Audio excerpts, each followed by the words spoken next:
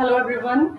Again we are continuing with the chapter 1 introducing sociology. Chapter is your sociology and the society. So continuing with this topic, we will discuss the sociology as a science. We will do the discussions on the sociology being as a science. So sociology has from beginning understood itself as a science. Unlike common sensical observations or your philosophical reflections or theological commentaries, sociology is bound by scientific canons of procedure.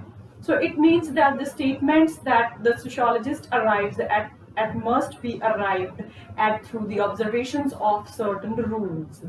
So we can say that the meaning is that the statement of the sociologist, it arrives through the observation, means the statement of the objective is being arrived through the observation of what? Observation of certain rules. There are certain rules. Not only the rules, there is also the evidence that will allow others to check on or to repeat or to develop his or her findings.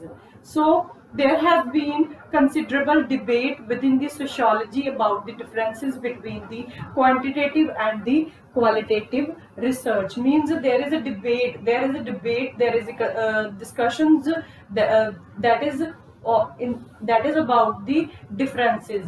Means discussions within debates within the sociology relating to the differences between the natural sciences and the human sciences. That is also between the quantitative and the qualitative research. So we need not to enter this here. So but what is relevant here is that sociology in its observations and the analysis has to follow certain rules. Means sociology in his observation has to follow certain rules and also checked upon by the others. Means that can also be, but these can also be checked by others. Then in the next section, so in your books it has been written that in the next section there has been, that is your sociological, we will compare your sociological knowledge to common sense knowledge, which will once again emphasize the role of the methods, procedures and the rules in the manners in which the sociology conducts its observation of society. Chapter 5 of this book will provide you the sense of what the sociologists do and how they go about the studying society. Means in the further chapters you will do about the sociologist, you will read about how the sociologists, what they do and how they go about the studying of the society. One of the chapters of your chapter 5. An elaboration of the differences between the sociology and the common sense knowledge will help towards a clearer idea. That is your clearer idea of what. So clearer idea of what, that is of your sociological approach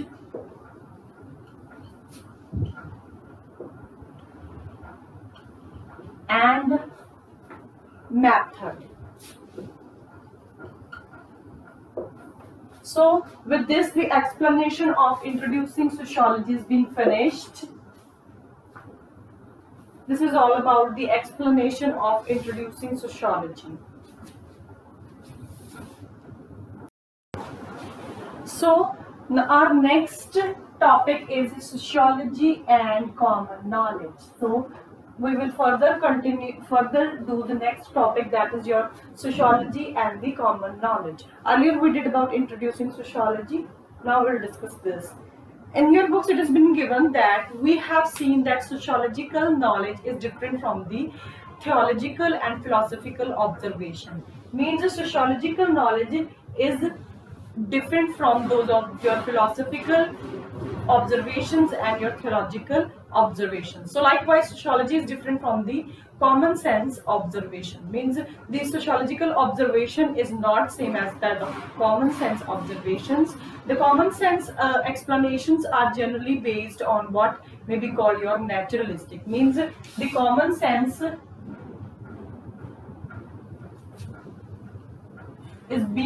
is being based on naturalistic. Means naturalistic means based on the natural thing, which is clear in front of you, which is natural, which is not being made. That is your naturalistic. Then and or individualistic explanations. We can also say the naturalistic to be as the individualistic explanation. So a naturalistic explanation for the behavior rests on the assumptions that one can really identify natural reasons for the behavior. So natural explanation, we can say that it is the behavioral set. Behavior rests that rests on the assumptions that one can really identify the natural reasons for the behavior. So it is the behavior that rests on the assumptions that one can really identify natural reasons. Reasons of what? Natural reasons of the behavior.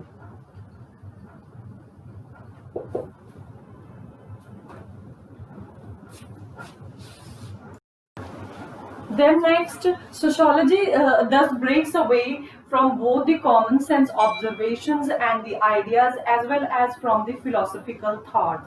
So it does not always or even generally lead to the spectacular results, but meaningful and unsuspected connections that can be reached only by sifting through masses of connections.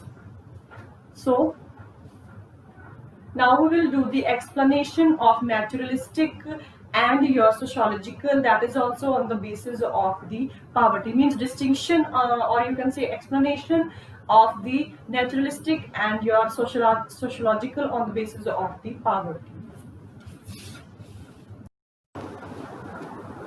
So next we will do the explanation of naturalistic and sociological, that is on the basis of the poverty. So, in the naturalistic, that on the basis of the poverty, the people are poor because they are afraid of work. Means why people are poor? Because they are afraid of doing work and come from the problem families. Means they have a lot of problem in their families and are unable to budget properly and cannot budget properly because of the low income, or you can say they're afraid of work. They do not do work.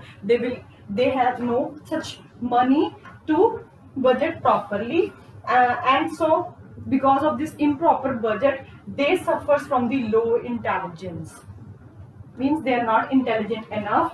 And that sociological, that is on the basis of explanation on the basis of the poverty, that is of the sociological, is that contemporary poverty is caused by structure of inequality. Means poverty is due to the inequalities. That is inequalities in what? Inequalities of the structure, that is in the class society, and is experienced by those who suffer from the chronic irregularities of work and low wage. Means there is the inequality in the structure of the class society that is being experienced by what? Means some of they get less work, or some of they get the low wage. All these are the inequalities which they experience, which they suffer. So these are your chronic irregularities of the work and the low wages. So we can say that the poverty, the cause of the poverty in the sociological is that on the basis of the inequalities in the class or of the society that is being experienced because of the low wage. Means irregularities, chronic irregularities of the work and the low wage. So this is about the explanation of naturalistic and the sociological on the basis of the poverty.